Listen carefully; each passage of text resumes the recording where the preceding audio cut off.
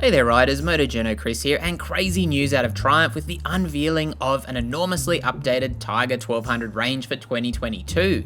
This isn't some minor tweak we're talking about here either. Triumph reckon the new models are going to pretty heavily trump the competition, if you don't mind the pun, and from everything they've said surrounding that, it certainly seems to be the case, including one-upping the BMW R 1250 GS. No one can unseat BMW's spot as the big bore adventure touchpoint in this segment. I'm normally wary about repeating these claims, however I think Triumph may have just got it in the bag.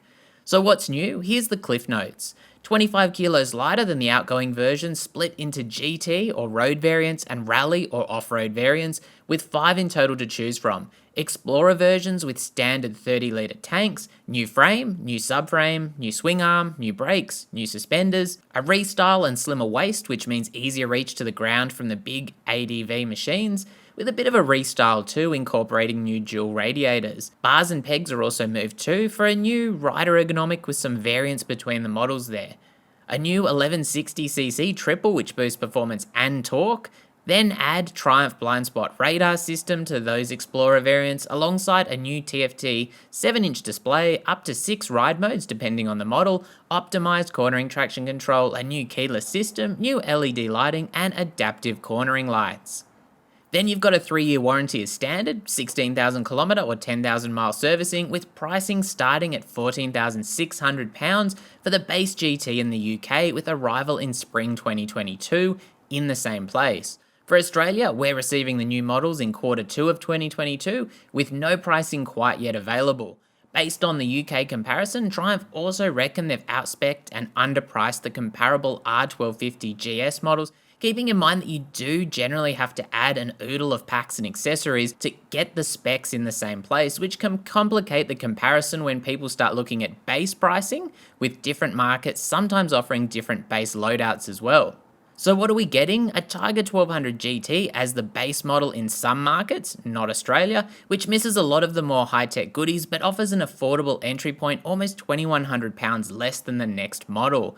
Then you've got the Tiger 1200 GT Pro and the Tiger 1200 GT Explorer, which is the full kit and caboodle, including that 30-litre fuel tank. Getting to the more off-road orientated versions, you get the Tiger 1200 Rally Pro and then the Tiger 1200 Rally Explorer, which again receives the 30-litre tank and is the whole hog, so to speak, when it comes to inclusions.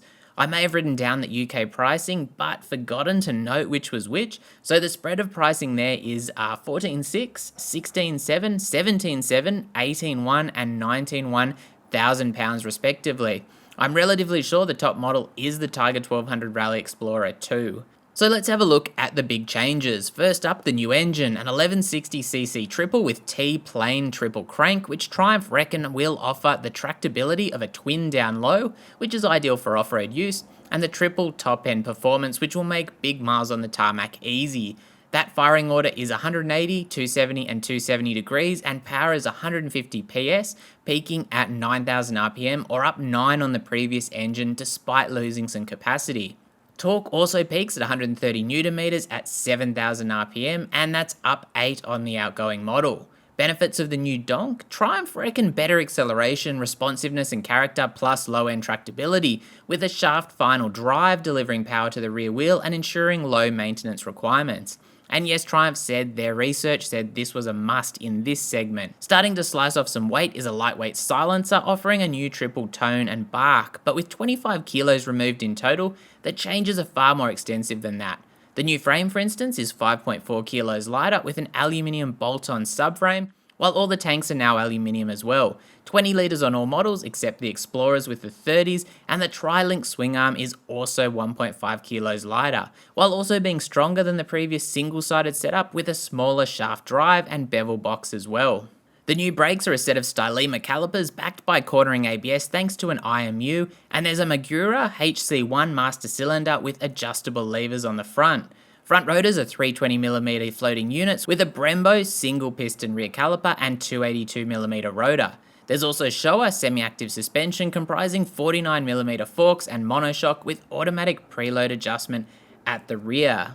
On the GT variants, there's 200mm of travel, while the rally versions offer 220mm of travel. Semi-active damping can be set between 1 and 9 from the most comfort orientated to the sportiest, with 9 being the sportiest. Those settings are also tied to the ride modes, which further customizes the exact parameters in use and is controlled via the menu in the TFT. Differentiating the GT and Rally variants is also the wheels, with lightweight cast aluminium wheels on the GTs, a 19 and 18 inch combo, where the Rally runs a larger 21 inch front and 18 inch rear with tubular spoked wheels. Wheels are likewise suited to that breakdown, with Metzeler 2-ounce tyres on the GT and Metzeler Carews on the Rally spoked rims, while Michelin Anarchy Wild tyres are handbook approved for off-road riding. Seat heights are adjustable by 20mm as well, starting at 850 on the GT Pro and Explorer and movable to 870mm, while on the Rally Pro and Rally Explorer the lowest setting is 875mm and that goes up to 895. A low seat accessory can be purchased to further lower that seat and reach the ground, and Triumph promised that slimming the bike down has also paid dividends in this area, recommending people check one out in person when they are available to get an idea of how much easier it is to get a foot down now. As you'll see in the pictures, a narrow front of seat at the tank helps here too. An adjustable screen is also found with one-hand adjustability, and aero screen diffusers help move air away from the rider. On the Explorer variants, the handlebars are also moved 16mm higher, while all models feature 20mm wider bars for easier control. The foot peg position has also been revised, as already mentioned.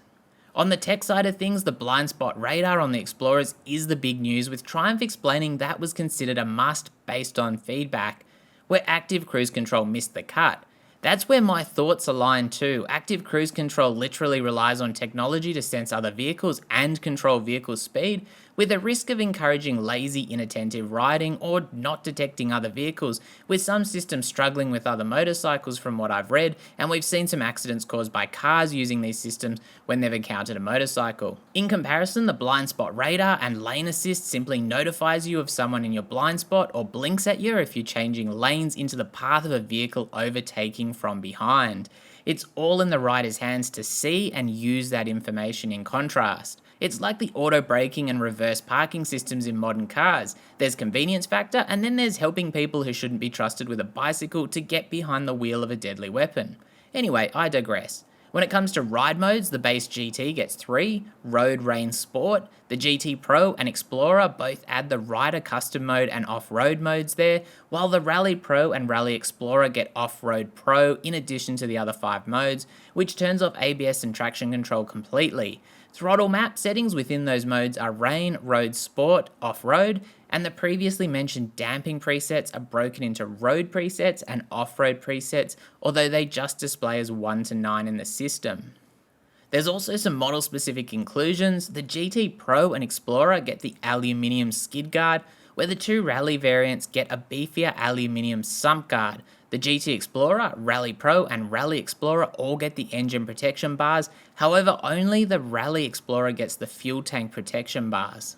Lean sensitive adaptive cornering lights are on all models but the base GT, and it's the same story with the Triumph Shift Assist, which can be an accessory fit on that model. Hill hold control is found across all but the base GT too.